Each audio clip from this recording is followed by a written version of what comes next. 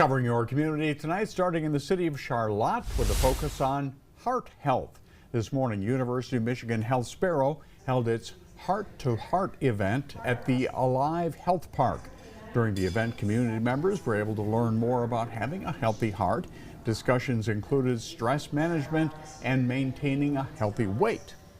It's very important because a lot of people are not aware of how their nutrition affects their health, how their stress affects their health, how exercise affects your health. And many times people think of exercise as a structured, have to go to the gym and work out on a machine, but it's basically just being active, something as simple as getting in 30 minutes or more of walking every day.